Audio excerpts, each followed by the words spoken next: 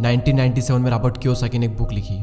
इस बुक ने आते ही मार्केट में धूम मचा दी और बन गई एक best selling book. Robert Kiyosaki के दो पिता थे, एक तो उनके रियल फादर जिन्हें वे पुअर डैड कहा करते थे यानी गरीब पिता, और उनके फ्रेंड माइक के पिता को वो अपना मुंह बोला पिता मानते हैं और उन्हें वे कहते हैं रिच डैड।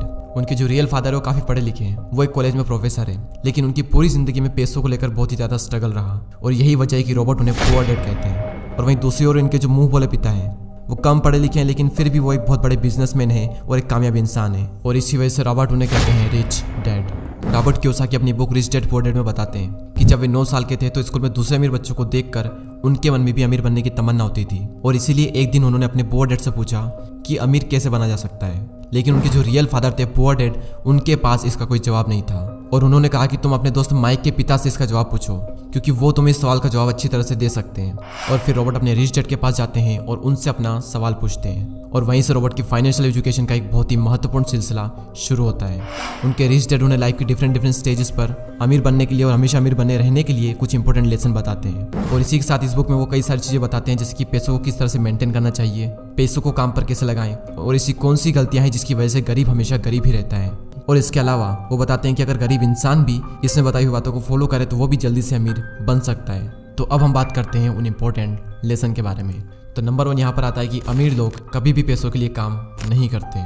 जनरली लोग अमीर बनने के लिए बहुत ही ज़्यादा मेहनत करते हैं। उनकी कोशिश ये होती है कि उन्हें एक ऐसी नौकरी मिल जाए जिससे कि हर महीने उन्हें अच्छी सैलरी मिलती रहे, और नौकरी मिलने के बाद वो पूरी डेडिकेशन और मेहनत के साथ अपनी जॉब पर जाते हैं, और इसी के साथ वो ऐसे ट्रैप में फंस जाते हैं जहाँ से वो कभी निकल ही नहीं पाते हैं। और कई सारे लोग इस तरह से अमीर बनने के लालच में एक रेट रेस का हिस्सा बन जाते हैं। उन्हें पता होता है कि महीने के एंड में सैलरी मिलने वाली है, और इसी वजह से वो लोन पर बड़ा घर लेते हैं, गाड़ी खरीदते हैं, क्रेडिट कार्ड से महंगी महंगी चीज़ें खरीद लेते हैं, और फंस जाते हैं एक ऐसे ट्रैप में जहाँ से निकलना बहुत मुश्किल हो जाता है। क्योंकि आपने जो चीज़ें लोन पर ली है आपको उनका लोन भी पे करना है, और उस लोन को पे करने के लिए आपको कई सालों तक नौकरी करनी पड़ेगी, और आपकी नौकरी से जो भी अमाउंट आएगा उसमें से मैक्सिमम अमाउंट आपको लोन पे करने में ही चला जाएगा। और इसी तरह से कई सारे लोगों की जिंदगी लोन पे करने में और नौकरी करने में ही निकल जाती है। अब सवाल ये आता है कि पैसों के लिए काम ना करें तो क्या करें। अमीर लोग जो होते हैं वो पैसों के लिए काम नहीं करते, वो कुछ ऐसा करते हैं जिसकी वजह से पैसा उनके लिए काम करता है। और वो क्या ऐसा करते हैं, इसका जवाब आपको आने वाले कुछ पॉइंट्स में मिल ही जाएगा। लेसन नंबर 2, लोगों को फाइनेंशियल एजुकेशन सिखाना क्यों ज़रूरी है। दूसरे लेसन में रिच डैड ये सिखाते हैं कि इंसान के लिए पैसों की समझ बहुत ही ज़्यादा ज़रूरी है, लेकिन आमतौर पर दुनिया के हर देश में हर तरह की पढ़ाई होती है सिवाय फाइनेंशियल एजुकेशन के। ऐसा इसलिए क्योंकि एक सिस्टम बना हुआ है कि खूब पढ़ो, अच्छे नंबर लाओ और फिर एक अच्छी नौकरी करो। पर सच्चाई यह है कि किसी भी तरह की जॉब आपको कभी भी अमीर नहीं बना सकती। मान लीजिए कि कोई भी इंसान बहुत पढ़ लिख कर मेहनत करके डॉक्टर या इंजीनियर तो बन जाता है, लेकिन वो भी 9 to 5 की नौकरी के चक्रव्यूह में फंसकर रह जाता है, जैसा कि हमने फर्स्ट पॉइंट में बात की थी। और इसी 9 to 5 के चक्रव्यूह से बाहर निकलने के लिए रिच डैड ने एसेट्स और लायबिलिटीज के बारे में बताया है। एसेट्स उन चीजों को कहते हैं जो आपकी जेब में पैसा डालती है, और लायबिलिटीज उन सब चीजों को कहते हैं जो आपकी जेब से पैसा निकालती है। एग्जाम्पल के लिए अगर आपने अपने किसी घर को रेंट पर दिया है तो उसे हम कहते हैं एसेट्स, क्योंकि वो घर आपकी जेब में पैसा डाल रहा है। और वहीं दूसरी ओर अगर आप एक न्यू कार लोन पर लेते हैं तो उसे हम कहते हैं लायबिलिटीज, क्योंकि वो कार आपकी जेब से पैसे निकाल रही है। और अमीर बनने के लिए सबसे ज़्यादा जरूरी चीज़ है कि आप एसेट्स खरीदें और लायबिलिटीज को जितना हो सके उतना कम करें। और ये सब बातें आपको दुनिया के किसी भी स्कूल में नहीं सिखाई जाती, क्योंकि वहाँ पर तो सिर्फ आपको अच्छी जॉब को हासिल करने के बारे में ही सिखाया जाता है। ये कभी भी नहीं सिखाया जाता कि अपने पैसों को ग्रो कैसे कराया जाए, और इसीलिए फाइनेंशियल एजुकेशन का सीखना बहुत ही ज़रूरी है। थर्ड लेसन है कि अपने काम से काम रखो। इस लेसन में रिच डैड ने बताया है कि काम से जॉब करने वाला इंसान कोई भी ऐसा दूसरा काम कर सकता है जो उसकी इनकम को बढ़ाए। इसके लिए जरूरी नहीं है कि शुरुआत बड़े लेवल से ही की जाए, क्योंकि हर किसी के पास इतना पैसा नहीं होता। आप अपनी नौकरी करते हुए भी अपना कोई भी पसंदीदा काम कर सकते हैं। एग्जाम्पल के लिए कोई इंसान स्कूल में टीचर है तो वो उसका प्रोफेशन है, ना कि उसका बिजनेस। उसका अपना काम वो होगा जो वो खुद शुरू करेगा।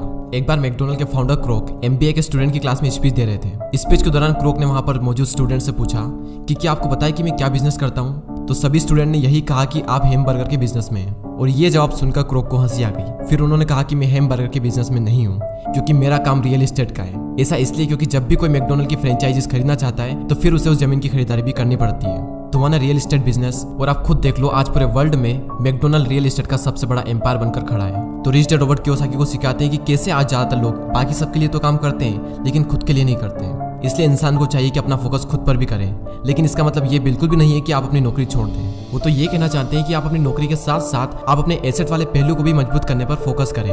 नेक्स्ट लेसन यहाँ पर आता है कि सीखने के लिए काम करें, पैसों के लिए नहीं। रॉबर्ट कियोसाकी अपनी बुक में बताते हैं कि एक बार सिंगापुर में उनका इंटरव्यू एक फीमेल जर्नलिस्ट ने लिया था। और उसने उन्हें यह बताया कि उनका सपना भी एक बेस्ट सेलिंग राइटर बनने का था, लेकिन वो नहीं बन पाई। उस महिला के लिखने का तरीका काफी अच्छा था और रॉबर्ट ने उसके कई सारे लेख पढ़े भी थे, तो इसलिए रॉबर्ट ने उस महिला को सेल्स ट्रेनिंग का कोर्स करने की राय दी।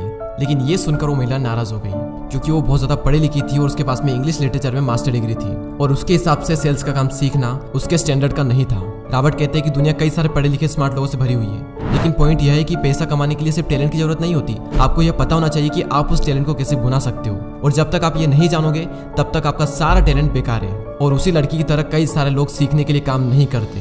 अगर वो महिला सेल्स की ट्रेनिंग सीख ले तो हो सकता है कि वो महिला आने वाले टाइम में बेस्ट सेलिंग राइटर भी बन जाए, लेकिन वो नहीं सीखती है और इसीलिए गरीब हमेशा गरीब ही रहता है और अमीर लोग सीखने के लिए काम करते हैं और सीख करके अमीर और अमीर बन जाता है। रॉबर्ट कियोसाकी बताते हैं कि उनके जो पुअर डैड थे उन्हें हमेशा अपनी नौकरी की चिंता रहती थी, लेकिन उनके जो रिच डैड थे वो सीखने पर ज्यादा जोर देते थे, क्योंकि उनका मानना यह था कि अमीर बनने के लिए जिंदगी में कई सारी चीजें सीखनी पड़ती है, और यही इन दोनों में सबसे बड़ा फर्क था।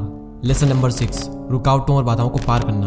रॉबर्ट कियोसाकी अपनी बुक में यह भी बताते हैं कि कई सारे लोगों को पैसे की समझ तो होती है, लेकिन फिर भी उनके रास्ते में कई सारी ऐसी रुकावटें और बाधाएं आ जाती है जिसकी वजह से वो अपने एसेट्स को ज्यादा बड़ा नहीं कर पाते। और रॉबर्ट ने 5 ऑब्स्टिकल बताए हैं। पहला है डर। दुनिया का कोई भी इंसान हो उसे पैसों का नुकसान तो बुरा लगता ही है। पैसे को गंवाने का डर अमीर को भी बहुत ज्यादा होता है, लेकिन प्रॉब्लम यह है कि पैसे का नुकसान होने के बाद उस कंडीशन से निपटा कैसे जाए। इंपॉर्टेंट ये है कि आप अपने फेलियर को किस तरह से लेते हो। अमीर और गरीब के बीच में सबसे बड़ा फर्क यही होता है कि वो अपनी असफलता का मुकाबला किस तरह से करते हैं। सेकंड जो ऑब्स्टिकल है वो है डाउट। पैसे को इन्वेस्ट करते समय हम सबके मन में डाउट होता है, जो कि हमें जाम कर देता है। हर किसी के मन में सवाल होता है कि अगर मेरा इन्वेस्ट किया हुआ पैसा डूब गया तो क्या होगा, अगर सब कुछ मेरे बनाए गए प्लान के हिसाब से ना हुआ तो। इस तरह के सवाल और डाउट से हम हमेशा डर जाते हैं और जिस भी काम को करने का सोचते हैं उसे शुरू ही नहीं कर पाते हैं, और इसी तरह से हजारों मौके हमारी आंखों के सामने से गुजर कर चले जाते हैं और हम देखते रह जाते हैं। तीसरा ऑब्स्टिकल है आलस, जो कि इंसान का सबसे बड़ा दुश्मन है और इंसान को कभी भी आगे नहीं बढ़ने देता।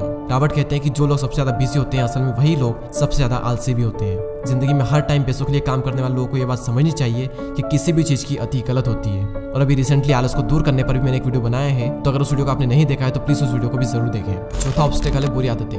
रॉबर्ट कहते हैं कि अगर दो लोगों में कंपैरिजन किया जाए तो उनकी आदतों में बहुत ज्यादा फर्क होता है। साथ ही रॉबर्ट ये कहते हैं कि वो सबसे पहले खुद को पैसे देते हैं और इसी वजह से वो खुद को फाइनेंशियली और इमोशनली ज्यादा मजबूत महसूस करते हैं। उनके कहने का मतलब ये है कि हर महीने जब आपके पास में पैसे आते हैं तो सबसे पहले अपने सेविंग और इन्वेस्टमेंट के पैसों को अलग कर दें और उसके बाद अपने बिल्स वगैरह चुकाएं। तो अगर अमीर बनने की ख्वाहिश आपके मन में है तो ये आदत आपको डालनी ही पड़ेगी, भले ही हर महीने आपके पास कम ही पैसा क्यों ना आए। तो पहले खुद को पे करो और उसके बाद में दूसरे काम करो, और इससे आपके 2 फायदे होंगे। पहला तो आपका पैसा भी बढ़ेगा और दूसरा आपके सामने कमाई के कई सारे अवसर आएंगे और आप उनका फायदा भी उठा सकेंगे। फिफ्थ ऑब्स्टिकल है अहंकार यानी ईगो।